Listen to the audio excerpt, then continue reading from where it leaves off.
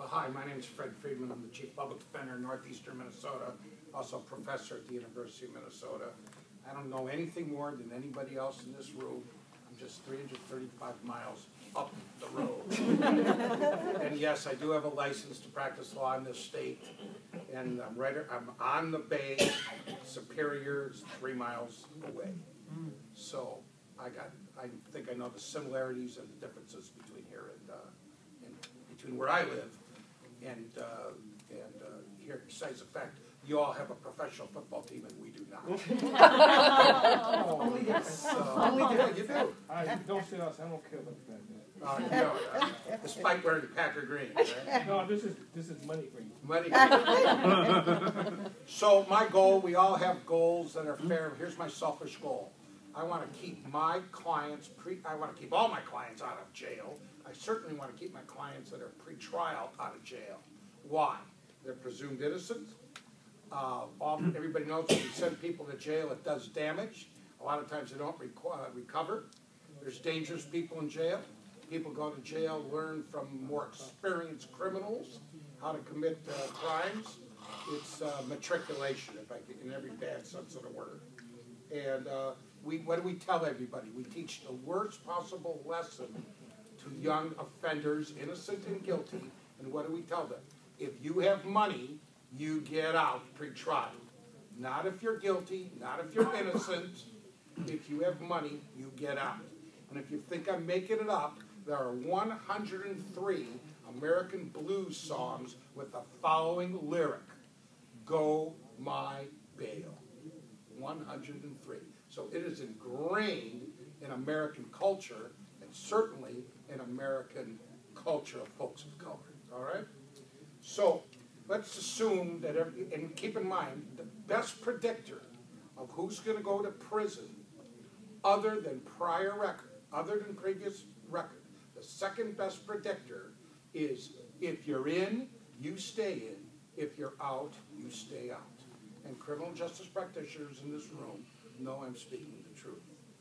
Now, from the other point of view, I can only think of 2 moral reasons to keep pretrial detainees in jail.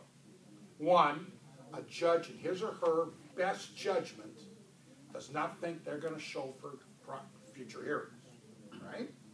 Or 2, they are likely to offend between now and the conclusion of the case. I cannot think of any other moral reasons other than that. Won't show or going to offend. So notice I didn't say re-offend because they're presumed innocent. For sure, there are some immoral reasons to keep people in. Like, I don't like them. Or I want to pressure them into pleading guilty.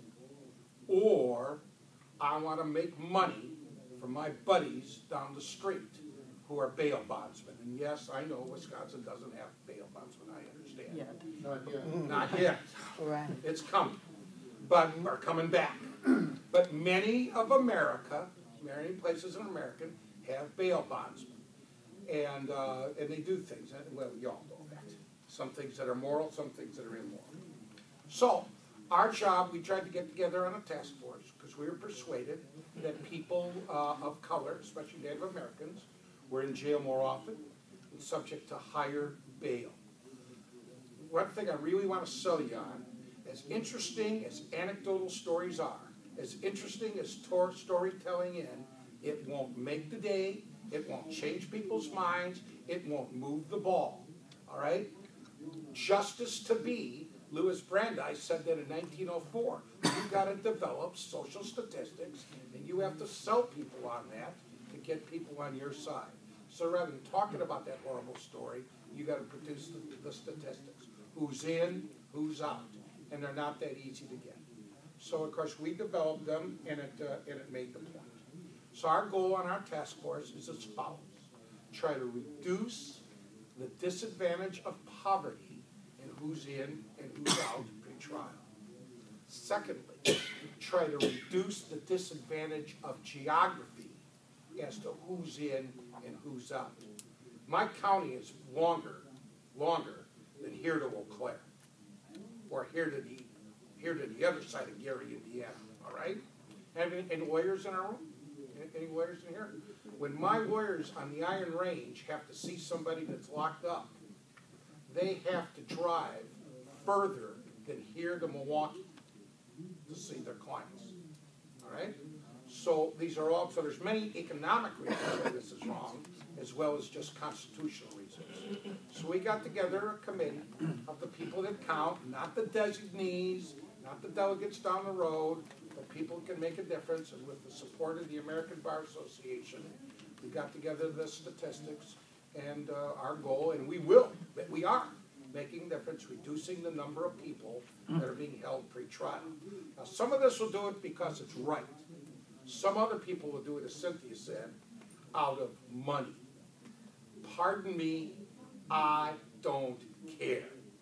I want my clients home, I want them working, I want them going to school, I want them developing reasons why they shouldn't get locked up, and I want them working with my defenders on their cases, something that's very difficult to do from a jail an hour and a half from where their lawyer and their mom and their dad and their children and their spouse lives. So that's our goal, and we're getting everybody together. It isn't just the defense community. We're getting everybody together and trying to see the advantages of this. Now, the only disadvantage, and then I'll be quiet, is this. If somebody's out and they commit a crime, and of course, occasionally that's going to happen. I'm not so naive to think it's not going to happen. Or occasionally people don't show up. But, you know, we have plenty of people out of bail that commit crime. We got plenty of people out of bail that don't show up. I'm just saying money should not be the determining factor, and neither should geography. I want to end the following expression. Your Honor, make him post bail. He lives too far from here. If he's in the jurisdiction, he's in the jurisdiction. If he's around, he's around. And it impacts rural people, people of color, especially Native Americans the most. And we're teaching every negative lesson. If you want to get out, if you want somebody to go your bail, have money. So that's what we're doing. Donna, I'm actually going to ask you a few questions because what's interesting about our Racial Justice Improvement Project is we do have these 4 task forces, and we did have requirements of who the stakeholders on that task force would be. And one of those members would be a community representative. And that's something very unique to our project, to require someone from the community who represents that jurisdiction to sit at the table with the rest of the stakeholders. Donna, you happen to be the community representative for the Minnesota Task Force. So first, I'd just like to ask you, what background in the criminal justice system do you feel that you bring to the table with the community representative hat? Well, not so much the criminal justice system, but I've been working for racial justice for over 20 years. As Salma said in her introduction, I'm a member of the Fond du Lac Band of Ojibwe. And although Native American people are 3% of the population of St. Louis County, they're overrepresented in almost every area. My interactions with the criminal justice community have been on 4 distinct projects. We're 4 years into creating a civilian review board for police accountability. And that was prompted by a young Native man that was murdered, killed in the hands of the police. That was the last time he was seen alive. And we started forming a civilian review board. So I've been involved with that for 4 years. There's people in the criminal justice system on that task force.